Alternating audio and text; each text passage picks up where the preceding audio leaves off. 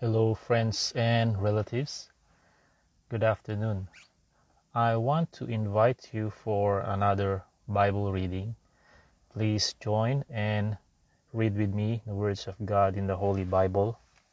I'm going to read 2 chapters today from the book of 2 Kings, specifically chapters 6 and 7, but I'm going to include chapter 5 from yesterday because the audio was out in the middle of the chapter. So I will start now with chapter 5 of 2 Kings. Now Naaman, commander of the army of the king of Syria, was a great and honorable man in the eyes of his master, because by him the Lord had given victory to Syria. He was a mighty man of valor, but a leper. And the Syrians had gone out on raids and had brought back captive a young girl from the land of Israel. She waited on Naaman's wife. Then she said to her mistress, "If only my master were with the prophet who is in Samaria, for he would heal him of his leprosy." And Naaman went in and told his master, saying, "Thus and thus said the girl who is from the land of Israel." Then the king of Syria said, "Go now, and I will send a letter to the king of Israel." So he departed and took with him 10 talents of silver, 6,000 shekels of gold, and 10 changes of clothing. Then he brought the letter to the king of Israel, which said, "Now be advised, when this letter comes to you, that I have sent Naaman my servant to you, that you may heal him of his leprosy."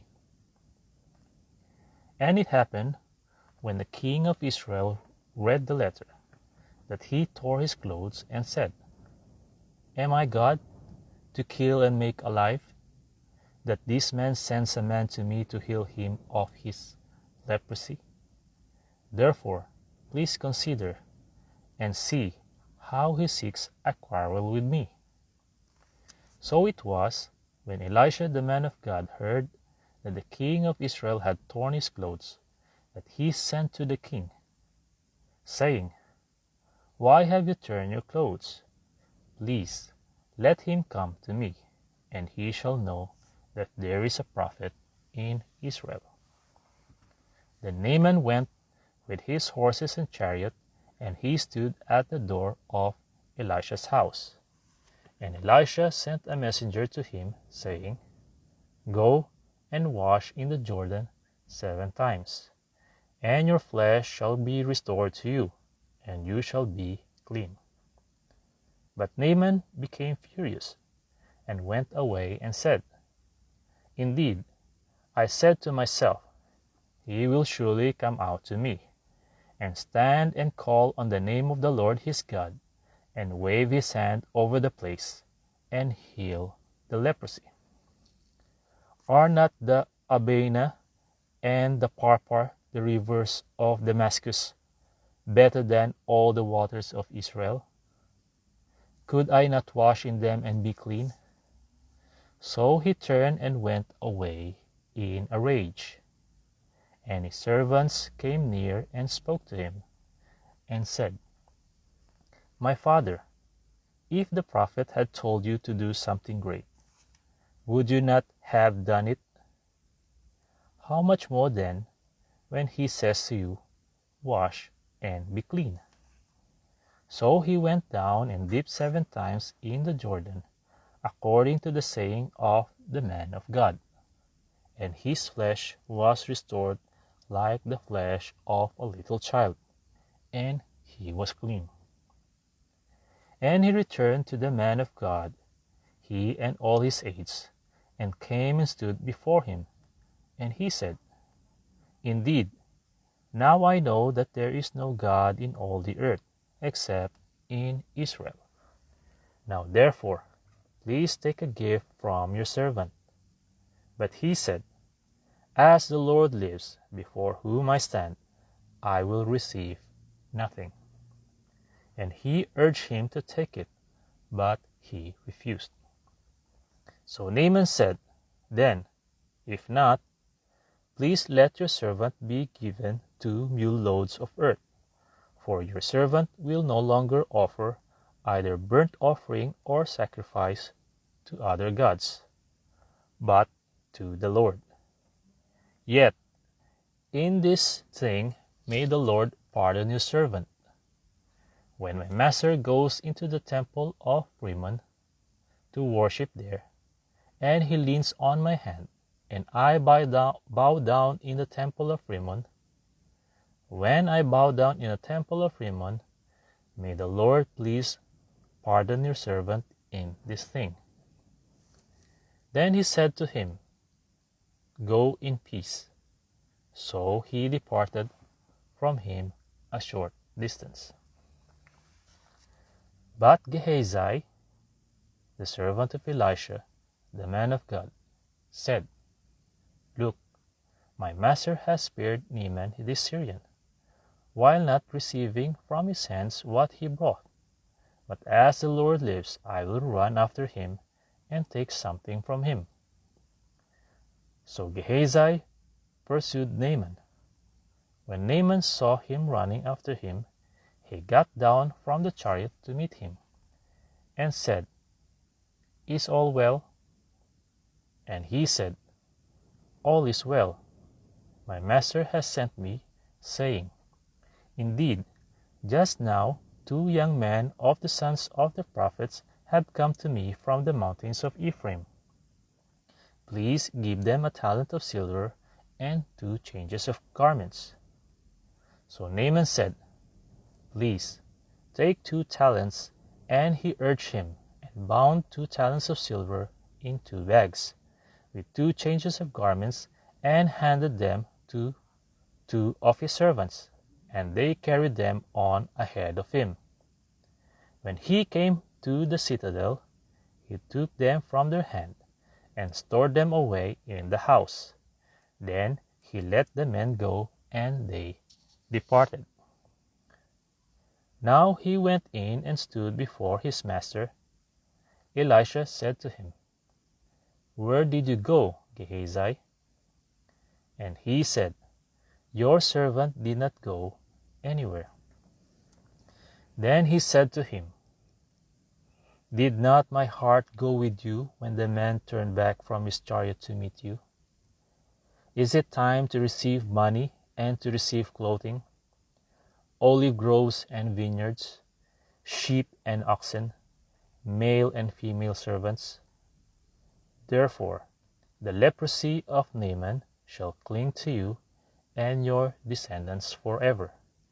And he went out from his presence leprous, as white as snow. Chapter 6. And the sons of the prophets said to Elisha, See now, the place where we dwell with you is too small for us. Please, let us go to the Jordan, and let every man take a beam from there, and let us make there a place where we may dwell. So he answered, Go. Then one said, Please, consent to go with your servants. And he answered, I will go. So he went with them, and when they came to the Jordan, they cut down trees. But as one was cutting down a tree, the iron axe head fell into the water, and he cried out and said, Alas, master, for it was borrowed. So the man of God said, Where did it fall? And he showed him the place. So he cut off a stick and threw it in there. And he made the iron float. Therefore he said, Pick it up for yourself. So he reached out his hand and took it. Now the king of Syria was making war against Israel, and he consulted with his servants, saying, my camp will be in such and such a place. And the man of God sent to the king of Israel, saying, Beware that you do not pass this place, for the Syrians are coming down there. Then the king of Israel sent someone to the place of which the man of God had told him. Thus he warned him, and he was watchful there, not just once or twice. Therefore the heart of the king of Syria was greatly troubled by this thing, and he called his servants and said to them, Will you not show me which of us is for the king of Israel? And one of his servants said, None, my lord, O king. But Elisha, the prophet who is in Israel, tells the king of Israel the words that you speak in your bedroom. So he said, Go and see where he is, that I may send and get him. And it was told him, saying, Surely he is in Dothan. Therefore he sent horses and chariots and a great army there, and they came by night and surrounded the city. And when the servant of the man of God arose early and went out, there was an army surrounding the city with horses and chariots. And his servant said to him, Alas, my master, what shall we do? So he answered, Do not fear, for those who are with us are more than those who are with them. And Elisha prayed and said, Lord, I pray, open his eyes that he may see. Then the Lord opened the eyes of the young man, and he saw. And behold, the mountain was full of horses and chariots of fire all around Elisha. So when the Syrians came down to him, Elisha prayed to the Lord and said, Strike these people, I pray, with blindness. And he struck them with blindness according to the word of Elisha. Now Elisha said to them, This is not the way, nor is this the city. Follow me, and I will bring you to the man whom you seek. But he led them to Samaria. So it was, when they had come to Samaria, that Elisha said, Lord, open the eyes of these men, that they may see. And the Lord opened their eyes, and they saw. And there they were, inside Samaria. Now, when the king of Israel saw them, he said to Elisha, My father, shall I kill them? Shall I kill them? But he answered, You shall not kill them. Would you kill those whom you have taken captive with your sword and your bow? Set food and water before them, that they may eat and drink and go to their master. Then he prepared a great feast for them, and after they ate and drank, he sent them away, and they went to their master. So the bands of Syrian riders came no more into the land of Israel. And it happened after this that Ben-Hadad, king of Syria, gathered all his army and went up and besieged Samaria. And there was a great famine in Samaria. And indeed, they besieged it until a donkey's head was sold for 80 shekels of silver, and 1/4 of a cab of dove droppings for 5 shekels of silver. Then, as the king of Israel was passing by on the wall, a woman cried out to him, saying, Help, my lord, O king. And he said, If the Lord does not help you, where can I find help for you? From the threshing floor or from the winepress? Then the king said to her, What is troubling you? And she answered, This woman said to me, Give your son, that we may eat him today, and we will eat my son tomorrow. So we boiled my son and ate him, and I said to her on the next day, Give your son that we may eat him. But she has hidden her son. Now it happened, when the king heard the words of the woman, that he tore his clothes, and as he passed by on the wall, the people looked, and there underneath he had sackcloth on his body. Then he said, God do so to me, and more also, if the head of Elisha the son of Shaphat remains on him today.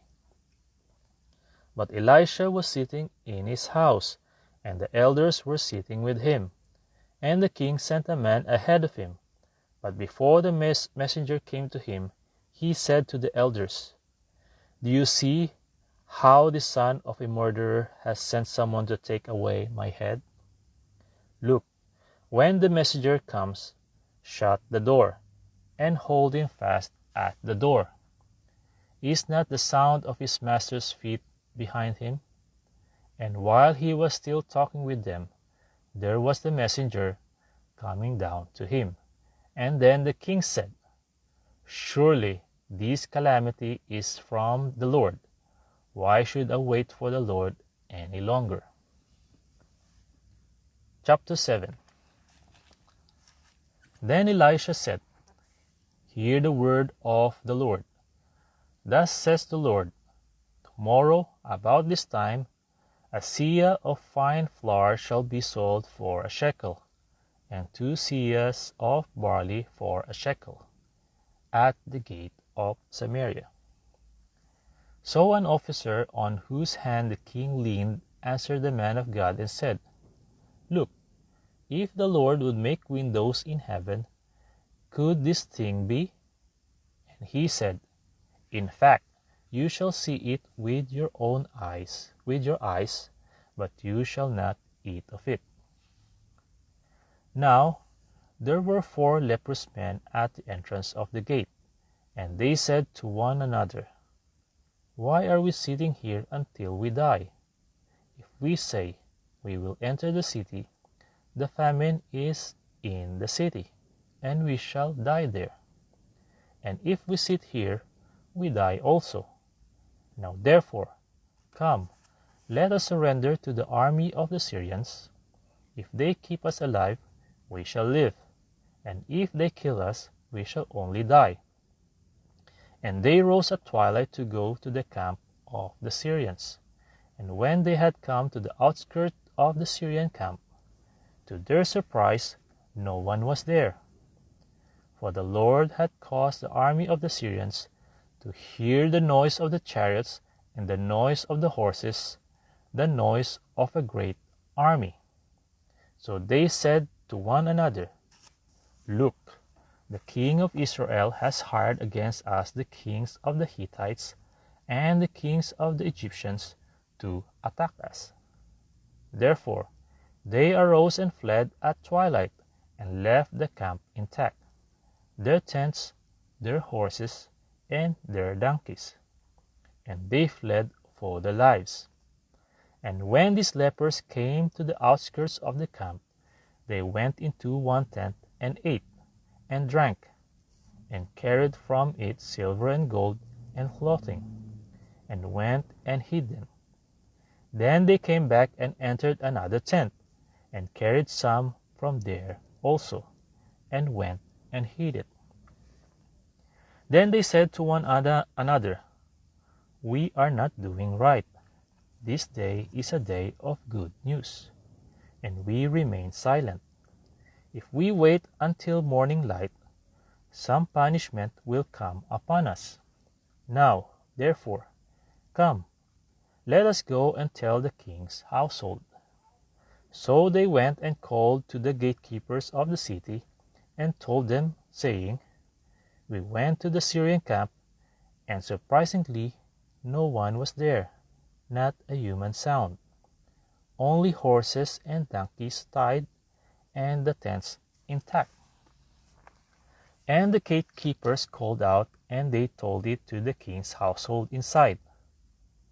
So the king arose in the night and said to his servants, Let me now tell you what the Syrians have done to us. They know that we are hungry. Therefore, they have gone out of the camp to hide themselves in the field, saying, when they come out of the city, we shall catch them alive and get into the city. And one of his servants answered and said, please, let several men take 5 of the remaining horses which are left in the city.